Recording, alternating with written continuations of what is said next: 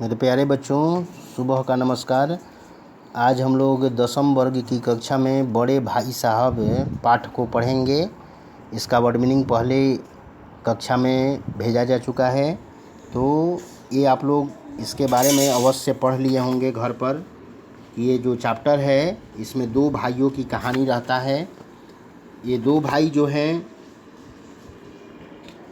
एक लेखक के बड़े भाई साहब लेखक से 5 वर्ष बड़े रहते हैं। लेखक की आयु 9 वर्ष रहती है और बड़े भाई की आयु 14 वर्ष रहती है। लेखक से 3 कक्षा में वे आगे थे। बड़े भाई वे लेखक से बड़े होने के नाते उस पर निगरानी रखना अपना अधिकार समझते थे। बात यह है कि लेखक के बड़े भाई अध्ययनशील थे, हर समय पुस्तक के सामने बैठे रहते थे, किताब कापियों में कुछ न कुछ लिखते रहना उनकी आदत थी। और इसके विपरीत लेखक का मन जो था वो पढ़ाई में नहीं लगता था, वह हर समय खेलना और घूमना पसंद करता था।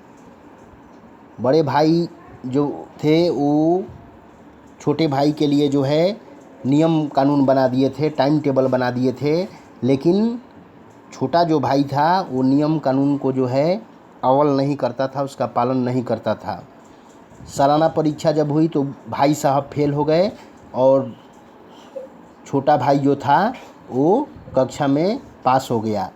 बात यह थी कि जो छोटा भाई था वो बड़े भाई की अपेक्षा कम ही पढ़ता था, लेकिन वो ज़्यादा अध्ययन कर लेता था, उसका दिमाग शार्प था। और बड़े भाई दिन भर किताब कॉपी लेके बैठे रहते थे, लेकिन उनका जो है तनिक भी पढ़ाई में समझ नहीं आता था या उनको याद नहीं हो पाता था। वो जब भी परीक्षा होता था वो उसमें फेल हो जाते थे और दिन रात जो है अपने छोटे भाई पर जो है शिकंजा कसते रहते थे।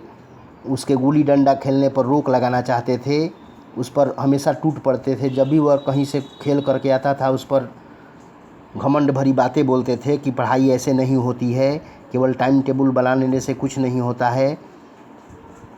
मैं तो दिन भर पढ़ता रहता हूँ, लेकिन मैंने समय उनका साथ नहीं दे रहा था, जिसके कारण वो पास नहीं हो पाते थे, फेल हो जाते थे। तो बड़े साहब की जो उपदेश माला थी वो ख़त्म नहीं हो पा रही थी। छोटा भाई बड़े भाई की डांट डपट से जो है एकदम तंग आ गया था।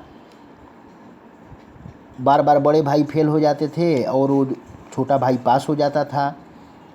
तो इसलिए छोटा भाई भी बड़े भाई की उतनी कद्र नहीं कर पाता था कि जब बड़े भाई इतना पढ़ते ही हैं तो फेल क्यों हो जाते हैं और रौब क्यों दिखाते हैं छोटे भाई पर।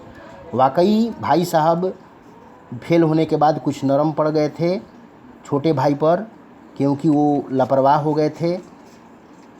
दिन भर तो वो पढ़ाई का नाटक ज़रूर करते थे, किताब कॉपी ले करके बैठे रहते थे, कुछ कॉपियों पर लकीर खींचते रहते थे बेवजह, लेकिन वो अव्वल नहीं हो पाते थे। और छोटा भाई जो था थोड़ा ही पढ़ता था, खेलने पर ज़्यादा ध्यान देता था। पतंग उड़ाना, गुल्ली डंडा खेलना उसका नित्य प्रतिदिन का जो है दिनचर्या थी। वो जब भी मौका मिलता वो निकल करके जो है भाग जाता खेलने के लिए, और उधर से जब भी आता तो उसको बड़े भाई साहब जो थे उसको बार बार जो है शिकंजा कसते, उसको खरी खोटी सुनाते, बार बार उसको लताड़ सुनाते। लेखक जो है लेखक को बड़े भाई यानी जो बड़ा भाई रहता है छोटा को बहुत डांटता है। छोटा भाई रोने लगता है। छोटा भाई सोचता है कि मेरी गलती है, मैं पढ़ नहीं रहा हूँ, इसलिए बड़े भाई जो है हमारे लिए डांट रहे हैं पढ़ाई के लिए। लेकिन उल्टा था कि बड़ा भाई जो था वो दिन भर किताब कॉपी लेकर के बैठे रहता था, पढ़ाई करता था, लेकिन वो अव्वल नहीं हो पाता था, हर बार परीक्षा में फेल हो जाता था। और छोटा भाई जो है थोड़ा ही पढ़ता था, लेकिन वो अव्वल हो जाता था, पास हो जाता था। लेखक का जो बड़ा भाई रहता है वो छोटे भाई पर शिकंजा कसते हुए पढ़ाई के बारे में कहता है कि पढ़ाई आजकल बहुत कठिन है।